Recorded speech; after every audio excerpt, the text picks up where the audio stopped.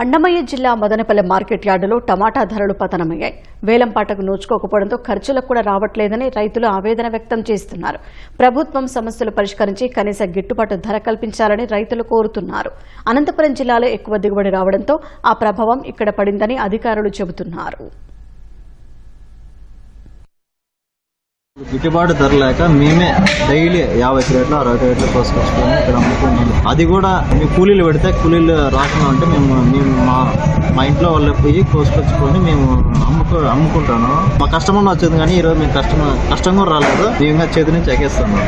దీన్ని మేము ఏం చేయాలో కూడా రైతులు గిట్టుకోతున్న స్థితిలో రైతులు ఉన్నారు. దీనికంతా కారణం వచ్చి మనకు పలుకు యూనిట్ లేకపోవడం. 1.5 ఎకరా అట్లా టమాటా పెట్టాను. అది అప్పు చేసి పెట్టాము. గిట్టుబాటు ధర ఏం లేదు. కేజీ ₹1, ₹2, ₹3 అప్పు పోతుంది. 100 కేట్లు వేసుకొచ్చాను. ₹192 మేము మళ్ళీ మండీ కట్టాలంట. ఇంట్లో సర్వీస్ ఛార్జు, ట్రావెలింగ్ ఛార్జు ఇవే మాకు ఒక కేటు ₹30, ₹20 నుంచి ₹30 పడుతుంది.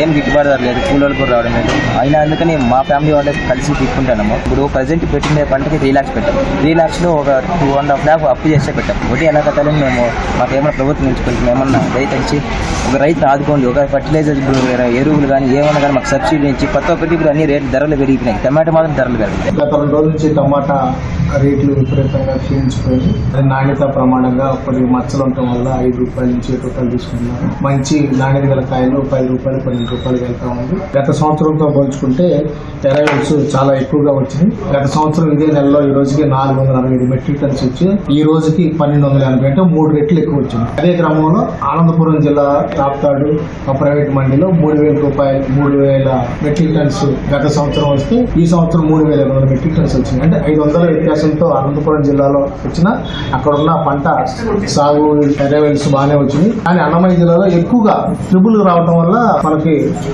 నాణ్యత కూడా లేకపోవడం వల్ల రేట్లు తగ్గడం జరిగింది.